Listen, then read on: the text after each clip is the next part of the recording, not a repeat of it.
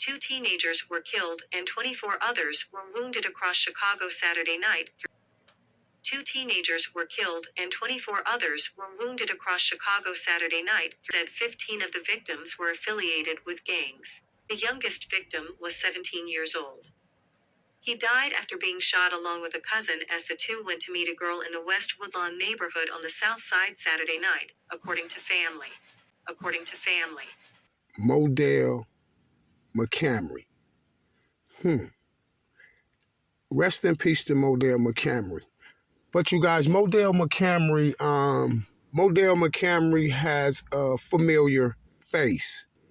Modell McCamry is known all over the country. Modell McCamry. We all know the name and we all know the face. But if you don't know the face, you definitely will know it. But I'm guaranteeing you know the face. And the reason why I'm guaranteeing that you know the face is because they made sure that you know the face and the name, Modell McCamry.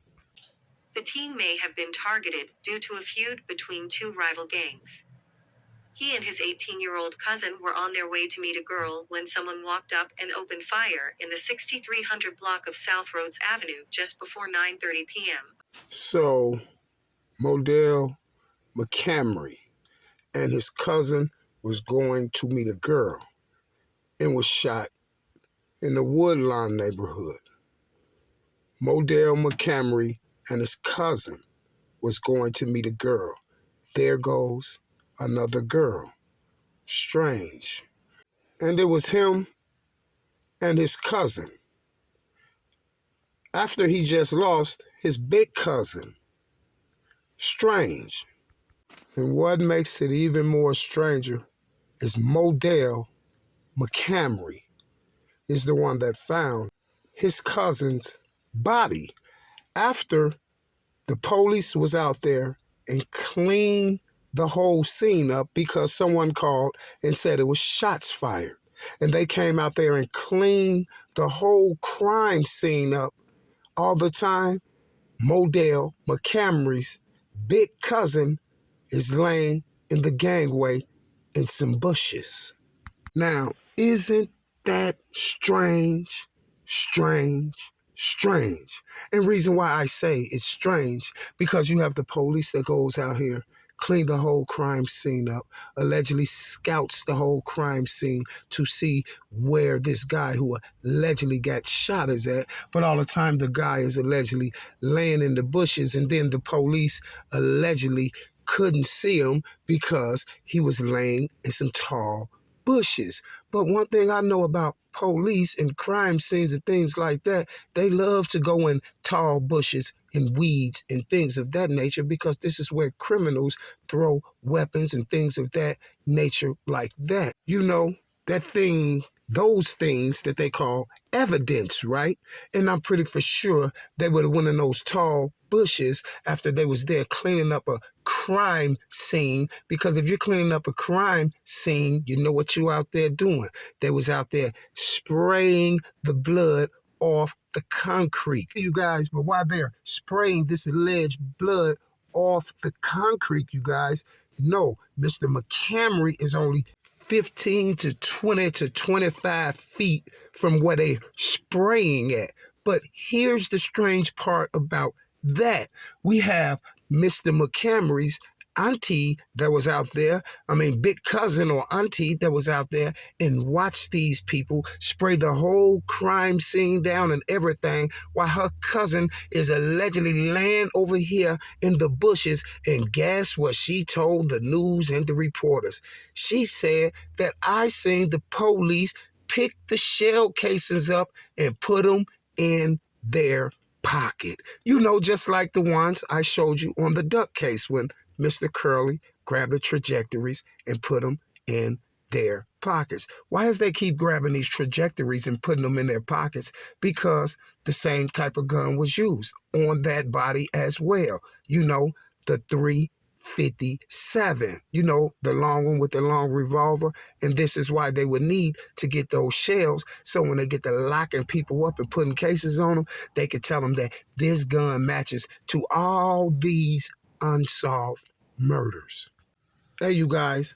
But here's the kicker. For some strange reason, right after they cleans the scene up and everything, then for some odd, strange reason, I don't know what made Mr. Modell McCamry do it, but you guys, guess what? Mr. Modell McCamry allegedly goes back over by the crime scene and he's walking around and he finds his cousin in the bushes. But why would Modell go back to the crime scene after the police cleaned it up? Why would he go back to the crime scene to allegedly look for his cousin? You see, and the reason why I say that is this here. Do you think it was Modell's intuition that just told him to go back to the crime scene? Or do you think that Modell could have been sent back to the crime scene? Do you think someone could have said something like, baby, go up there and look around and see if you see your cousin? So basically what I'm saying is, do you think that Modell was supposed to find the body? If someone wanted Modell to find Doc's body?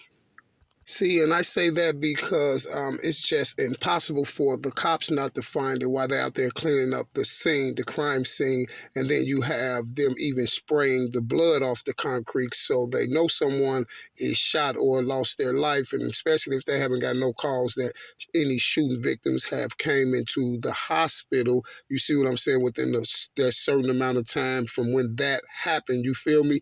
They and then when it got to do with anything about a shooting, they will block that crime scene off in a radius. It varies. The radius varies because you know what I'm saying. I done seen them go 6-7 blocks blocked off or for a crime scene. So you see what I'm saying? So they was at least supposed to block it off several blocks. You see what I'm saying?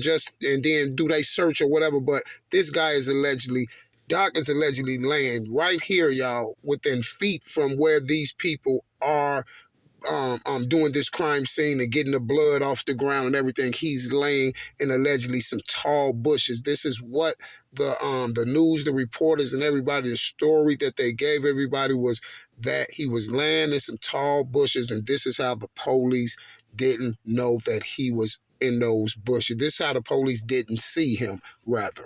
So what do you think? Do you think that someone wanted Modell to find that body? And reason why I say that as well is because, and I say that because of all the videos that you guys have seen on Modell and every story that you have seen that they covered on Modell McCamry, they always talk about his cousin Doc and how he found his cousin Doc deceased, and how when he found his cousin Doc deceased, that left him real traumatized and things of that nature. And this is what made Mr. Modell McCamry allegedly go down the wrong road and allegedly get the hanging with the wrong people and allegedly get the gang banging, is finding his cousin Doc laying in some weeds after the police allegedly did their investigation. But as they was doing their alleged investigation on the crime scene, don't forget that it was a relative out there that said that they was picking up shell cases and putting them in their pocket. She said that the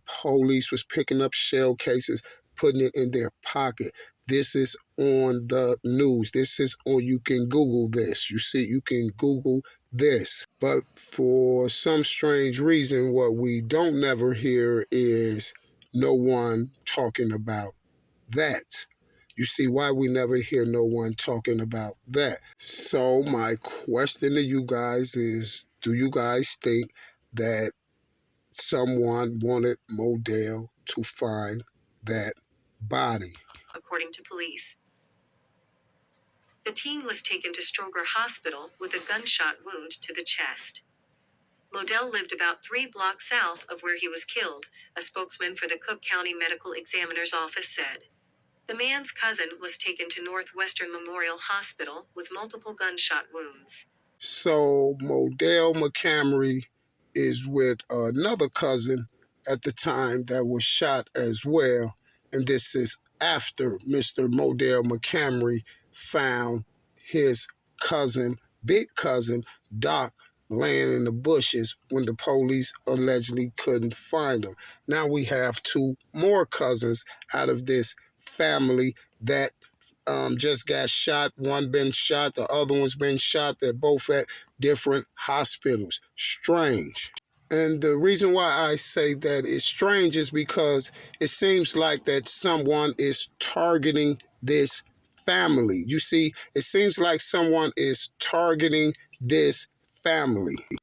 But who could be targeting this family, and why is they targeting this family? You see, and we all know that they allegedly say that King Von, Mr. Davon Bennett, was the one that was allegedly targeting this family.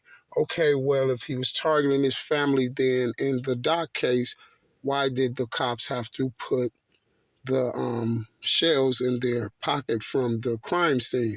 And why didn't they find this guy right here in these bushes that was feet away from right where they were spraying the blood up at? So if they know that all this blood is on the ground to the point that they have to get the fire truck out here to spray this blood off the concrete, then they know someone is hit real bad, and they have a 99% chance of dying. No calls has came in that anyone has showed up at any trauma unit at this time within these 15, 20, 30 minutes, however long that then went past. So at that time, the police job is to continue to searching for the person. And I'm pretty for sure if all of this blood was on the ground till the fire trucks had to come out there and spray it off the ground, I'm pretty sure he would have left a trail, and it wouldn't have been hard for the police to find him.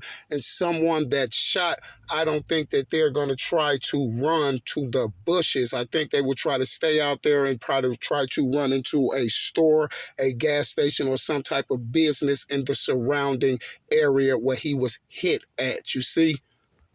And I say that to say this: by the time he's hidden, by the time the police and stuff got there, the shooter is gone, right? So if the shooter's gone, I'm pretty for sure he would be trying to crawl out them bushes to ask someone to help him. I don't think he will be running to no bushes to go in there and just die. You see what I'm saying? He probably would have tried to come out of those bushes. But either way, the police were supposed to find him. On no way on God's green earth that the police couldn't find this guy, because the bushes was allegedly tall. We're not in Arizona. We're not in no desert. We're in Chicago, Illinois, the South Side, the Woodlawn area. You see what I'm saying? Or East Side, as they want to call it. But we're in the Woodlawn areas. No bushes out there that tall where they can't see this guy in those bushes. And if all this blood was out of there and he was leaking this much blood, it would have been a trail to right where this man was laying at. His condition was not available. Responding paramedics found both of them in the street. Now, you guys, Modell loses his life. Modell dies. His cousin, he becomes some type of like a paraplegic or something, y'all. He's all shot up and stuff where he can't move around or things of that nature like that. I don't want to say this is for sure what I'm about to say, but if I'm not mistaken, I thought I had seen something that said that guy had passed away just recently or something. I don't know. It could be something, but I thought they was talking about, I think they were saying Modell's cousin, the one that was shot today, Modell. I think he finally passed away from his injuries or whatever, but I don't know. I'm not 100% sure because they put so much bull crap up on it, so I'm definitely not going to snap it right now. But my thing of it is this here. You have Modell that loses his life. Modell McCamry loses his life that day. Then his cousin is all shot up, becomes a paraplegic and all this stuff. He's all shot up. Now check this out, you guys. The reason why I keep saying Modell McCamry is because when Modell goes to the hospital and he passes away, they put the news out saying that he was shot, but they said a wrong name. Authorities identified the teen as Richard Modell, but his family said his name was Modell McCamry. And then they came back I don't know how quick they came back. Was the next day, the next year, or was it yesterday? But they came back and said that that they had got Modell McCamry's name wrong. So the first thing I want to say is like, how can the news get Modell McCamry's name wrong? When reason why I say that is because Modell is shot, his cousin is shot, but his cousin shot a lot of times. But I'm pretty for sure his cousin could have said, my cousin name is Modell McCamry. The girl, you see, we have another girl that's allegedly in the equation that they was going to meet. Now, you guys, I'm going to go a little bit off subject with this right here, but it ties all into this. So remember, we're still on the Modell case. But listen, you guys, this is why the name is so important. And this is why I asked, how did they screw the name up? And then they said that the family came back and gave them the real name allegedly. And this is why I'm saying, how can they screw the name up? Because they said his name was Richard Modell. Now, if anything, it will be Modell Richards. You see what I'm saying? Because Richard and Modell is like two first names, because when you hear somebody's name Richard, that is a first name, but with the S on the Richards, that's like a last name. You see, because that kind of seems strange, Richard Modell, but allegedly the family came back and said his name was Modell McCamry. Now check this out, you guys, and the reason why I say that is because the names play a major part when I see food stuff and things like this, and then I hear anything about a name or they got the wrong age and everything, because it plays a major part because of this. Now, you guys, back in the 80s, through the Department of Children and Family Services. Now, you guys, all the children that was being born like through the 80s at a certain period of time, they was taking all the children that was born with crack cocaine in their system, because, you know, that was the cocaine era. So all the children that was being born with crack cocaine in their system, they was taking the children, right? They was taking the children, and they know these mothers is out here sprung out and things like this. Now, when they take the children, you guys, this is the reason why they was taking the children. Because now when they take the children, you guys, what they was doing was they'll have the children, they have the social security numbers and everything, because these children are just born. They have all the paperwork on the children.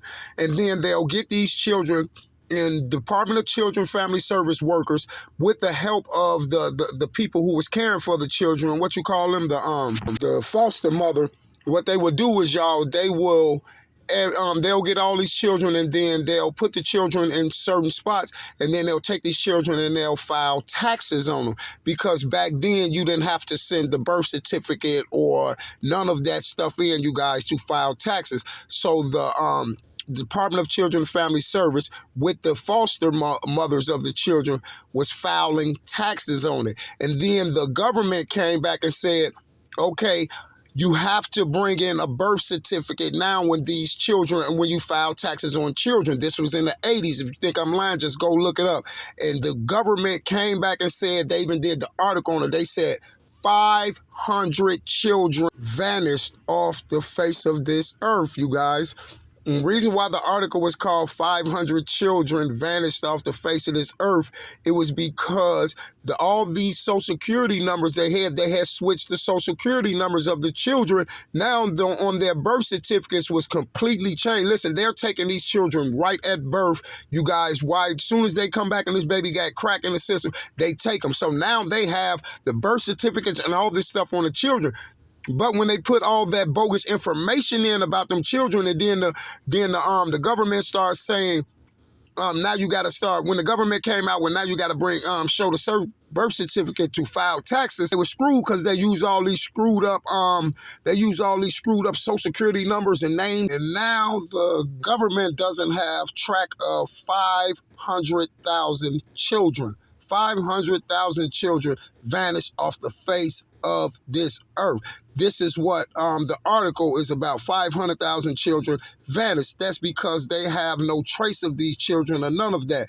And see, and this whole situation came up. This is what I talked about in the Dolph case. If you don't believe me, all of my videos about Dolph is a stolen child. Dolph was one of those children, and what they would do, y'all, so when that happened, y'all, what they did, all the social workers and the DCFS people migrated all those children up south, y'all, up towards Memphis and all that stuff like that. And this Memphis, Georgia and everything, and Dolph was one of those children. I proved that 1,000,000,000%. Same age. Dolph was in the same age when them children, when they did that, when them 500,000 children vanished from that Social Security thing. Dolph was around about the same age and everything. Dolph was took because he was a crack baby. And this is why that lady, that it wasn't, y'all, the lady that y'all seen, they got one picture up of a lady that allegedly supposed to be Dolph's grandmother. That's not Dolph's grandmother. That is the foster mom. That's why Dolph said on that interview, Dolph even talked about it on the interview, Dolph said,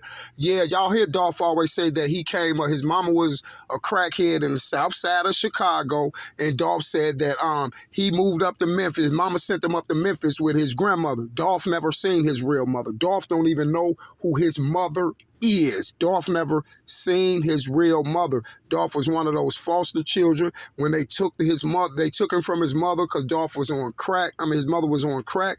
They took Dolph from his mother. Dolph got migrated up there to Memphis. And that's why Dolph said, I didn't have no friends or nobody growing up. My grandmama wouldn't let us have no friends. Dolph said, the only friends that I have, it'll be about a week or two. He said, my grandmother always used to have a lot of kids come to the house every week, and they only be, every other week. And he said they only be there for about a week or something, and then they're gone. He said, He said, I have no friends. That's because they was using Dolph's grandmama house as transit. This when they was going in transit. Dolph's grandmother was one of the foster parents who received some of those children from Illinois. And this is why he said, my grandma used to get a lot of kids over every other week, and they'll be there living there for a minute, and then he said in about a week or something, they'll be gone. I never had no friends over a week or two. And Dolph's grandmother had Dolph. She had Dolph's only one that Dolph real grandmother. The lady that foster mother that had Dolph, the foster mother that had Dolph, only real child she got is her son. The one that drives that Cadillac. That big Lincoln with the suicide doors that allegedly supposed to be Dolph's uncle. But he's not Dolph's uncle. He's Dolph's foster uncle. You see, and this is why they told y'all Dolph and Mia J was childhood friends all together, and childhood friends, because Mia J was one of the foster children too that lived there with Dolph. See, Mia J, Dolph, this is how Dolph and Mia J got together, because they both was foster children at the same house. You feel me?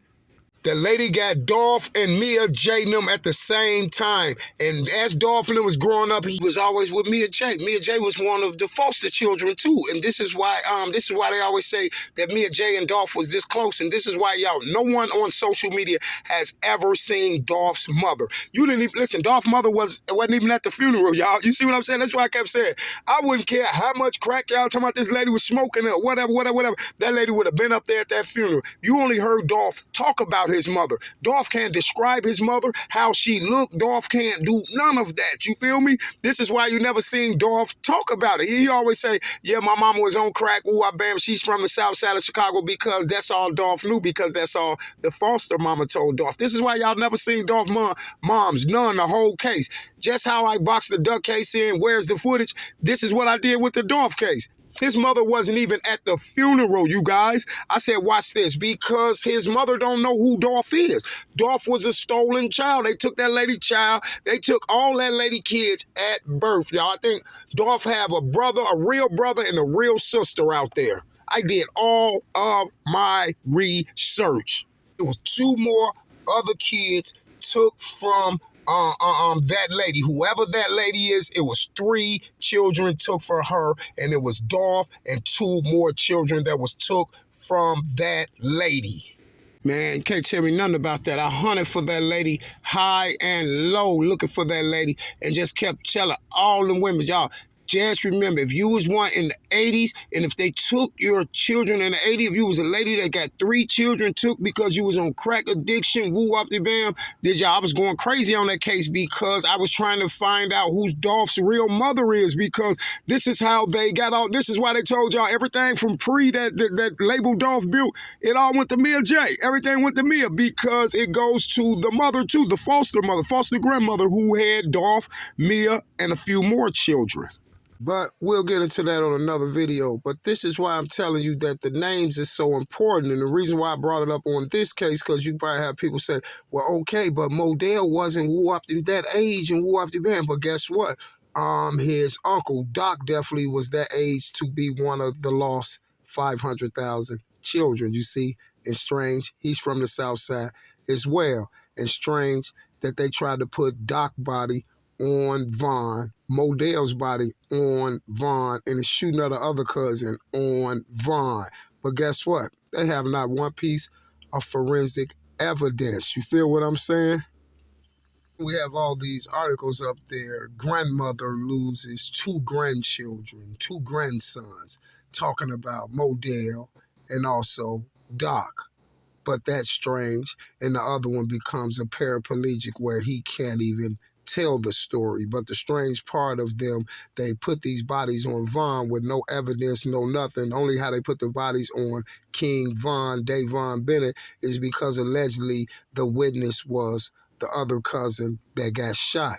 But the cousin wanted to recant his story, and the cousin said a few times that Von them didn't shoot him, and then the cousin didn't show up, and then they couldn't question the cousin because he was all shot up and a paraplegic and things of that nature like that.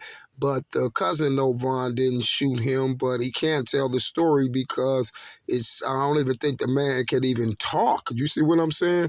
And I think, like I told you, I think I seen something that the guy finally passed away from his compilations or whatever. If I'm not mistaken, I think I seen that, but they basically silenced him as well and then put the bodies on Von. But what evidence do we have that Von killed Modell? You see what I'm saying? And then you may talk about Von rapping about killing Modell, that Von was just riding the fame train because Von knew that the police was running around trying to say he killed Modell, and Von know he didn't kill Modell. So Von's image was Von was a killer, and that's what Von's gonna rap about. But Von didn't know after they snake him out and take him out the box, all those murders that he was on social media riding the fame train on, that he know he didn't do. And this is why he was riding the fame train. The police still put him on him after he was dead. And this is why Von said, police trying to put all these unsolved bodies on me. Who you think they trying to blame? You see what I'm saying? You remember the song Grandson, all these unsolved bodies. Who you think they trying to blame? You see what I'm saying? Because Von knew one thing for sure and 2 things for certain. They was unsolved bodies. And Von asked you, who you think they trying to blame? None other than Davon Bennett. So that's why Von was riding the fame train. And he was doing a good job of riding the fame train and doing a good job of making a lot of money riding the fame train. And they knew that was going to be what they was going to try to use in the long run to clean up all these unsolved bodies. You see what I'm saying? And all these unsolved murders, who y'all think I'm trying to blame? You see what I'm saying?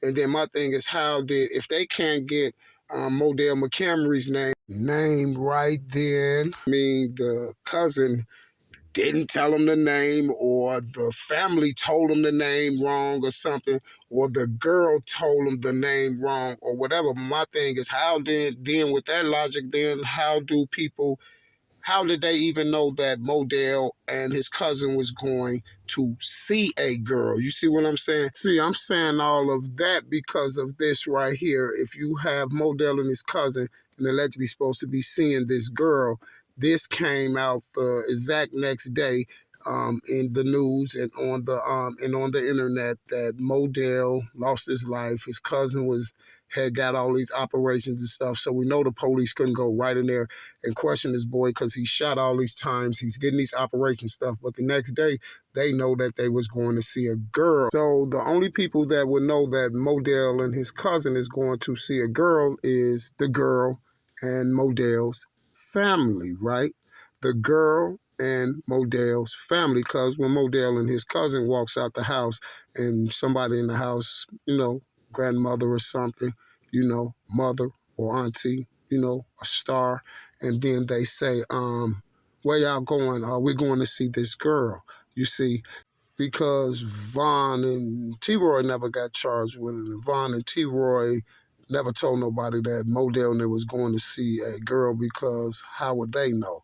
You see, and check this out, Mr. Davon Bennett was allegedly charged with the murder after Davon lost his life.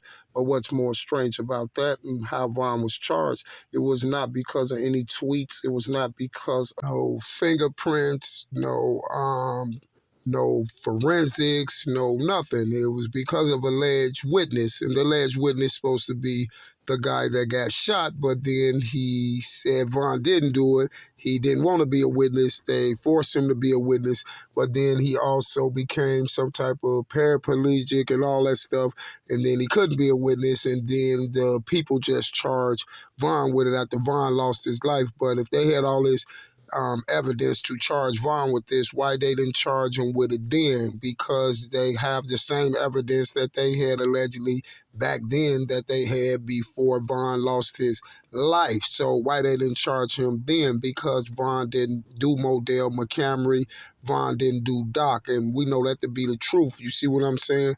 Because why is the police picking up the shells over there at Doc's crime scene? Why the police didn't find Doc right there?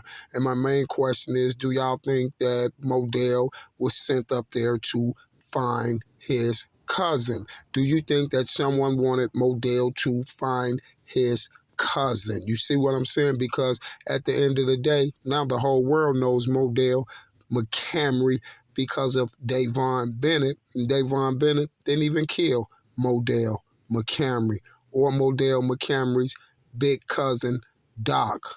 And then for some strange reason, just like the day Jakira Barnes got killed, just like the day Tuka got killed, just like the day Mark got killed, just like the day Blood Money got killed, it was on one of those days, y'all, those most violent days in Chicago. When 2,000 police officers is deployed to Chicago on holidays, like Memorial Day weekend, it's Memorial Day's weekend and things like that. But for some strange reason, every time 2,000 more police get deployed to Chicago, the murder rate doubles.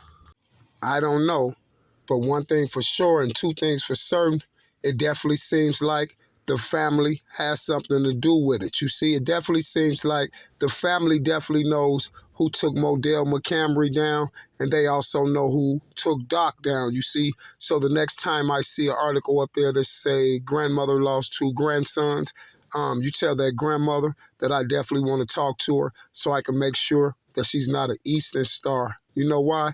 Because if you have a alleged cousin out here or auntie or something of Doc's or great auntie or whatever, then that means that she's related to the grandmother who lost her grandsons, right? So then why wouldn't the grandmother that lost her grandsons take her relative's word that was allegedly out there right there on the scene when the police was cleaning up and everything before they found, when they didn't find her grandson? See, because they didn't find her grandson, but why wouldn't she take her relatives information and see what's really going on when your relative told you that the police picked the shell casings up and put them in their pocket? That is on the article, on the news. You can go Google it. In the Modell case, just Google Modell's killing and read the article and watch it say that the relative out there, she was a relative, she was either his auntie or a cousin or something, watch them clean the scene and everything, and she told the news reporters and the detectives, she told the news reporter that the police picked the gun shells up and put them in their pocket. So that's strange. We know that ain't how a crime scene investigation goes. So why the grandmother wouldn't take that information, but the grandmother would allow them to put all this stuff on social media saying Mr. Davon Bennett, King Von, allegedly took her grandchildren out. You see what I'm saying? And you may have people that say, okay, because the grandmother's probably old and she's not doing this, she's not doing that.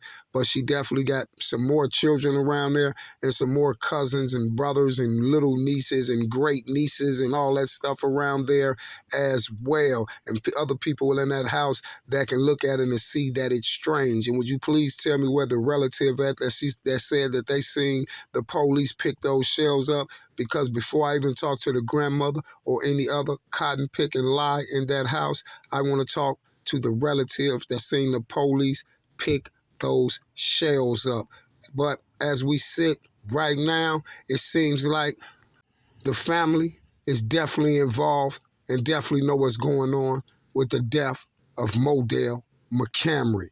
And it seems like that they helped the federal government to clean up some unsolved bodies. But that's like deja vu, because we seeing Butter and Trenches do it too.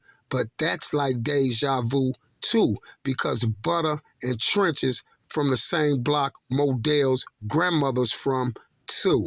And that's why this one is to be continued. About 4:30 a.m. Sunday, an 18-year-old man was fatally shot in the chest on the 5300 block of South Calumet Avenue, officials said. The shooting occurred in the Washington Park neighborhood. Jamir Brown, of the 7300 block of South St. Louis, was pronounced dead at 5 a.m. at Stroger Hospital, according to the Cook County Medical Examiner's Office. Police said he was shot in a dice game, and police said Brown and the others were members of a gang. The two teens were the fourth and fifth persons killed since Friday night. The others were a 73-year-old man sitting on a stoop with a friend, a 34-year-old man getting ready to celebrate his brother's birthday, and a 20-year-old woman in a domestic incident.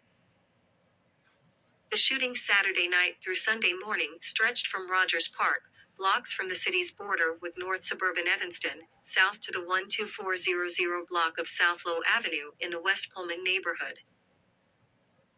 The included. About 7:04 a.m., a 24-year-old man was shot in the knee near the intersection of North and Central Park Avenues in the Logan Square neighborhood on the northwest side, according to Chicago Police Department News Affairs Officer Laura Kubiak. He was taken to Norwegian American Hospital. No condition was available. A 31-year-old man was shot at 5:30 a.m. at his home in the 0 to 100 block of West 112th Street in the Roseland neighborhood on the south side, police said. He was taken to Advocate Christ Medical Center with a wound to his chest. It's not clear what prompted the shooting. The man shot has a lengthy criminal history and affiliates with a local street gang, police said, though it's unclear if that is what prompted the shooting. About 5 a.m., a male walked into Holy Cross Hospital with a gunshot wound to the arm, which he is expected to survive, police said. He told police someone shot him in the 6400 block of South Albany Avenue in the Marquette Park neighborhood on the southwest side, but police weren't able to find a crime scene there. A man was shot about 3:30 a.m. in the 1700 block of South Walcott Avenue in the heart of Chicago neighborhood on the south side, News Affairs Officer Hector Alfaro said. The man was 23 years old, according to relatives. No other details were available. A male was shot about 3:25 a.m. in the 2800 block of North Mason Avenue in the Belmont Central neighborhood on the northwest side, police said. Additional information was unavailable. Two men were hospitalized after someone shot at them about 2:30 a.m. on the 600 block of North Central Avenue in the South Austin neighborhood on the west side. One of them, a man in his 20s, was listed in critical condition at Stroger Hospital after being shot in the abdomen and chest. The other man, also in his 20s, was in stable condition at Mount Sinai Hospital with a gunshot wound to the leg. At about 2:20 a.m., a male was shot in the left shoulder while inside a vehicle in the 4800 block of West Chicago Avenue in South Austin, police said. He was brought to Our Lady of the Resurrection Medical Center, where he was expected to be transferred to Advocate Illinois Masonic Medical Center.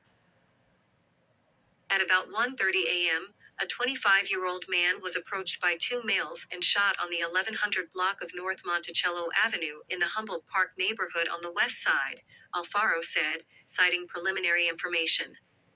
The two males then fled on foot. An acquaintance took the man to Stroger Hospital. At about 1 a.m. in the 1600 block of South Lawndale Avenue in the Lawndale neighborhood on the south side, a 20-year-old man was shot in the hand after someone approached him and started hitting him. The 20-year-old tried to run and heard a gunshot. He was shot in the hand, police said, and taken to Loretto Hospital. Two people in a van were shot about 12:30 a.m. today in Rogers Park, and one of them returned fire, hitting their 21-year-old attacker, police said. The 21-year-old first approached the van on foot near Morse and Greenview Avenues and opened fire, police said. Two men inside the van were struck, and one of them shot back, hitting the first shooter in the face and neck. The 21-year-old was taken to St. Francis Hospital in Evanston, where he was listed in serious condition and placed into police custody, Alfaro said. The shooter inside the van, a 25-year-old man, was taken to Illinois Masonic with a gunshot wound to the groin. His condition has stabilized. He was also placed in police custody. The other man hit in the van, who was 30, refused treatment after receiving a graze wound to the buttocks. Police believe the shooting was gang-related, Alfaro said.